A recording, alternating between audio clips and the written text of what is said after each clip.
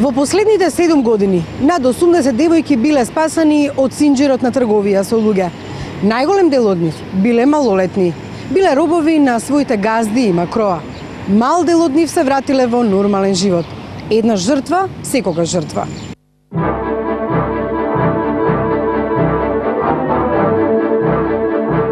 Ако порано пред хотелот Бристол било сврталиштето на ноќните дами, па потоа стоковната куќа 26 јули на Битпазар, денес тоа е кеот на Вардар покрај државната телевизија. Овие жени не се кријат, тие се проститутки кои за пари го продаваат своето тело. Колку пари? 1000 дарх. Каде? А у хода? Хотел ти 30. Колку 30 време? А за другарчево заедно ке сакам? Така не си заедно. Па ја помнам. Колку пари? Ја ти кажам за еден пут. А каде доле? Кај викаш доле? Тука покрај Вардар? Не го туку натрим нешто. Од Джандери да ми? Нема. А? Не.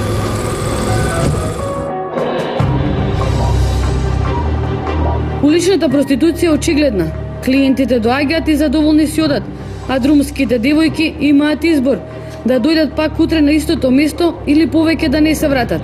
Но во последните години проституцијата се одвива зад скриена, зад завесите на салони за масажа, зад агенциите за манекенки, или пак се врбуваат девојчиња уште од училишните клуби во основните школи, кои за пар фармерки, патик и мобилен телефон го продаваат своето тело.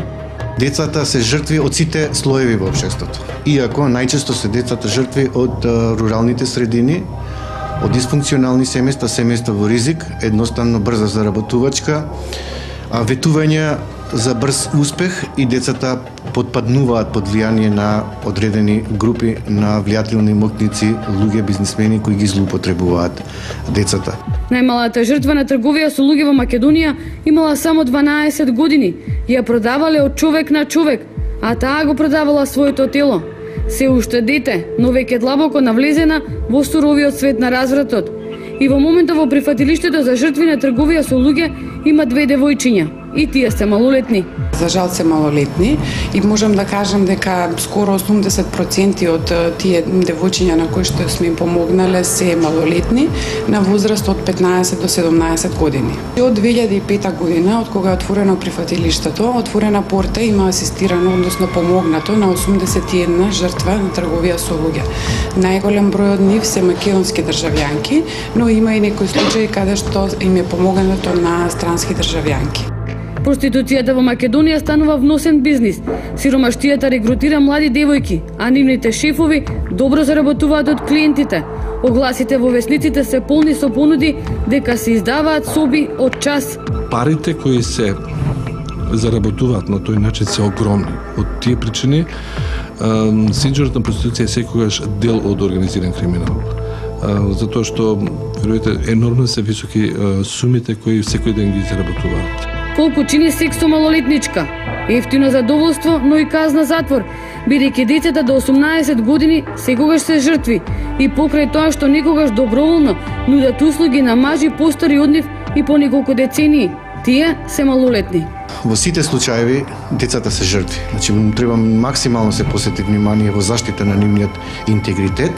Никако не треба да се враќа во средината каде што децата биле жртви, да не се жигосуваат и она што отсуствува во државата е организирана форма на нивно згрижување и сместување, односно прифатилиште, каде што ќе се работи со децата жртви на малолетничка проституција, сексуална злоупотреба и други форми на организиран криминал. Семејството е клучната алка, оттаму се почнува. Ако децата се запоставени, без контрола, тогаш големи се шансите да тргнат по лоши патишта. Ако семејството затаи, социјалните центри се втората алка во синџирот. Ако увидиме дека родителот е виновен и видиме дека не е доволно моќен, односно не е ни образован да ги чува, гледа, воспитува своите деца, делот од Центарот цела работа кој се бави со старателство, се обидуваме да децата ги сместиме во соодветни институции или во згрижувачки семејства, каде што на секој начин се обидуваме да им помогнеме на тие деца. Но досегашните примери покажуваат дека центрите за социјални грижи понекогаш прават лоши проценки. Ниту жртвите, ниту насилниците не ги држи на око. Имало случаи кога се открива идентитетот на детето и детето после тој скандал, бидејќи најчесто се случува во мали средини, во рурални средини, се открива нивниот идентитет и едно девојче во Штип си го одзема и животот по откривање на низиниот идентитет. Во шелтер центарот жртвите остануваат 6 месеци, добиваат помош, заштита, но кога ќе излезат оттаму повторно се на удар на соседството, на макроата, на клиентите.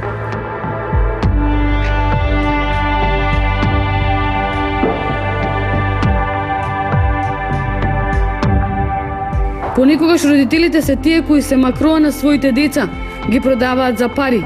Обично станува збор за девојчиња од ромска националност, каде што се случуваат така наречени договорени бракови, каде што семејството, не знаејќи, односно мислејќи дека нивната ќерка ќе се омажи во богато семејство и ќе биде среќна, всушност ја втурнуваат во трговијата со луѓе.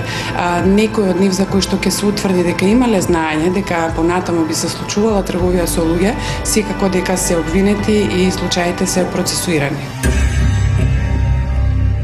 Пред 3 години во Скопски Чаир, татко на две девојчиња од 7 и 8 години ги носел во овие бараки и ги силувал заедно со негов пријател. Родителите на децата биле разведени, таткото бил алкохоличар, но социјалните служби сепак му дозволиле да ги гледа девојчињата. Одземањето на родителското право треба да биде мерка каде што ќе се заштити сигурноста и безбедноста на детето пред да настанат катастрофи. Пред таткото да ги силува своите деца, како што беше случај со Велес, кој ги силуваше таткото 3, 5 и 7 годишни керки, поранешниот воен ветеран кој ги силуваше своите деца со својот другар, со право на видување и одобрување од Центарот социјална работа 3 месеци. Потоа имаше од Богомила таткото која силуваше керката со посебни потреби, девојче со хендикеп и неговата другарка, значи зголемен е бројот на злоставување и злоупотреби од страна на возрастни на децата и центрите социјална работа, морам да кажам, покрај родителите се клучни во превенирање на оваа состојба и мора да бидат помобилни, да бидат на терен. Ние не можеме да влеземе во секој семејство и не знаеме што се случува, особено тоа и законот не дозволува. Меѓутоа, ако имаме сигнали, како од родителите, од образование, како така и од медицинските и здравствените установи, тогаш врз основа на било каква пријава ние можеме тоа да го направиме. Нема изговор дека чекаат доја. Значи, нема сите граѓани со знание кој број и 24 часовна линија нема отворена за оваа намена. Центри за социјална работа и мора да имаат увид во сите семејства, посебно дисфункционални семејства во ризик, таму каде што оваа појава е незачестена. Имало многу други случаи кога злосторот се случувал во семејството и наместо да се штити жртвата, се штити злосторникот, за да ни пукне срам дека собствениот татко си ја силувал ќерката. Многу често првите изјави во полиција во суд се менуваат. Отстранување на детето од местото каде што се случил злосторот, злоставувањето, приведување на сторителите на ова кривично дело, никако да се пуштат на слобода да влијаат на изјавата на детето, да не бидат под притисок, детето да не се малтретира, виктимизира, стигматизира во докажување на вината на сторителот, осомничениот, кој го сексуално злоставувал и злоупотребувал детето. Тоа да се работи во една специфична атмосфера, каде што е блиска за детската возраст, да се земе едно интервју во присуство на психолог, педагог од Центарот социјална работа, судија и старател или возрастен кој ќе ги застапува децата и таа изјава во видеозапис да биде единствена релевантна за процесот на докажување на кривичното дело злоупотреба на деца од страна на тој што ги силувал децата. Полицијата не сакаше да ни даде информации за трговијата со луѓе, за малолетничката проституција која е во подем. Проституцијата е кривично дело и подведувањето се казнува. Социјалните работници се против легализација.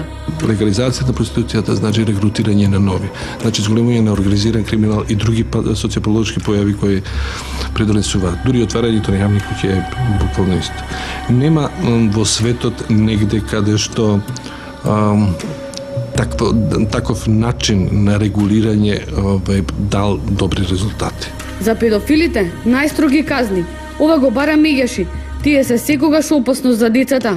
Првата детска амбасада даде неколку алтернативни мерки, или доживотна казна затвор, или затвор болнична со целосна изолација, бидејќи во процесот на рехабилитација невозможно педофилот да го помине за да не го повтори делото, или кога веќе е на слобода, судиите досудуваат минимални казни, тогаш полицијата и центрите за социјална работа мора да преземат клучната улога во строг надзор на движењето на педофилот, со носење на електронски алки да знаат точно каде се движат педофилите, и работодавците кои работат со деца и родителите кои имаат основен сомнеж дека во нивното соседство живее педофил, треба да имаат ограничен пристап до централниот регистар, се со намера да имаат информации да ги превенираат овие состојби. Секако хемиската кастрација, односно медикаментната терапија под контрола на лекарите ќе мора да биде воведена за да се сузбие, односно спречи порастот на педофилија и сексуални злоставувања на децата во Македонија.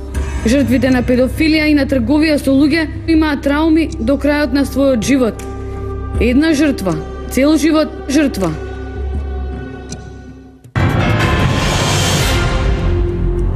Надевам дека оваа тема беше поучна за родителите, децата, педагозите, но и оние кои ги демнат жртвите. Ви благодариме што бевте со код.